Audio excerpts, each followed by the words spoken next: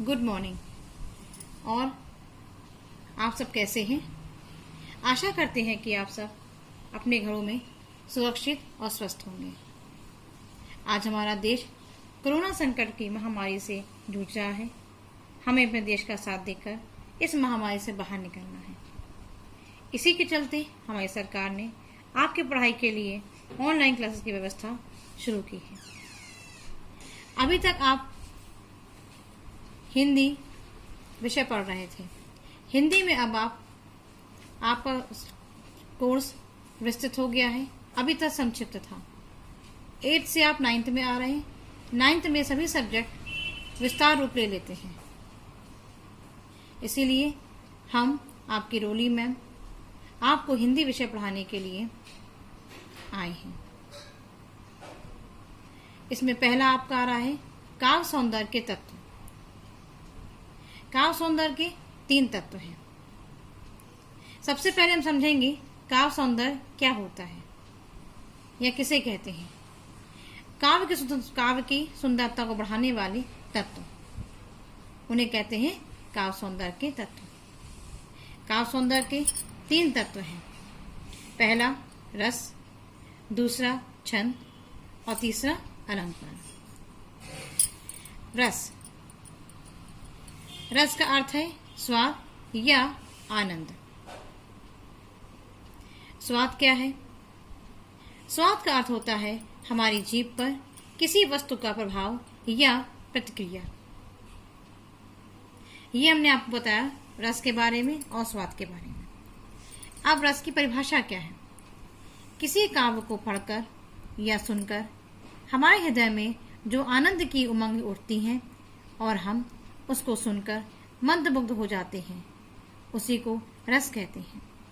इसीलिए रस को काव्य की आत्मा कहते हैं। रस के 4 अंग हैं।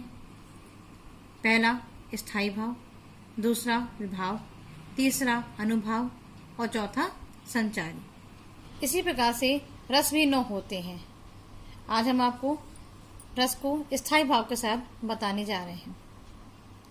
श्रृंगार रस, इसका स्थायी भाव रति, हास्य स्थायी भाव हास, करुण स्थायी भाव शोक, रौद्र स्थायी भाव क्रोध, वीर स्थायी भाव उत्साह, भयानक स्थायी भाव भय, विभत्स स्थायी भाव जुगुप्सा, अद्भुत स्थायी भाव विस्मय और शांत स्थायी भाव निर्भीत। श्रृंगार रस परिभाषा क्या? श्रृंगार रस की प्रेमी और प्रेमिका के मन में स्थित स्थायी भाव, प्रेम से उत्पन्न आनंद को श्रृंगार रस कहा जाता है। श्रृंगार रस के 2 भेद हैं, संयोग और वियोग। संयोग श्रृंगार, जिस रचना में नायक नायिका के मिलन का वर्णन होता है वहां संयोग श्रृंगार होता है। उदाहरण देखिए। लता ओट सब सखिन लखाए, श्यामल गौर किशोर सुहाए, देख रूप लोचन ललचाने, हर्षे जन निज निज पहचाने। ये आपका है संयोग श्रृंगार का एग्जाम्पल। वियोग श्रृंगार, जिस रचना में नायक नायिका वियोग या विरह होता है वहां वियोग श्रृंगार होता है।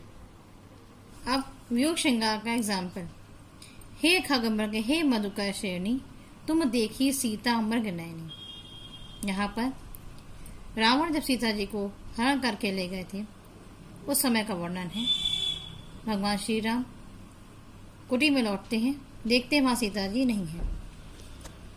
वो जंगल के रास्ते होकर के जा रहे हैं और जो मिल रहा उनको उससे वो सीता जी के बारे में पूछते जा रहे हैं। कौन? हे खगमृग हे मधुकर श्रेणी। खग माने पक्षी, मृग माने हिरण और मधुकर माने भौरा।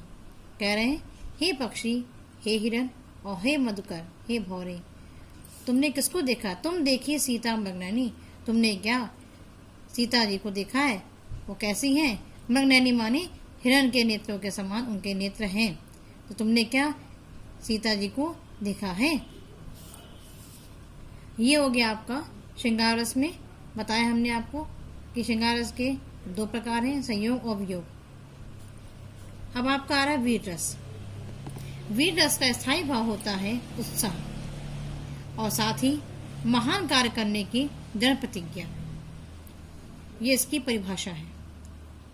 इसका एग्जाम्पल देखिए, जैसे मैं सत्य कहता हूँ सखी, सुकुमार मत जानो मुझे, यमराज से भी युद्ध में प्रस्तुत सदा मानो मुझे, है और की तो बात ही क्या, गर्व मैं करता नहीं, मामा तथा निज तात से भी समर में डरता नहीं।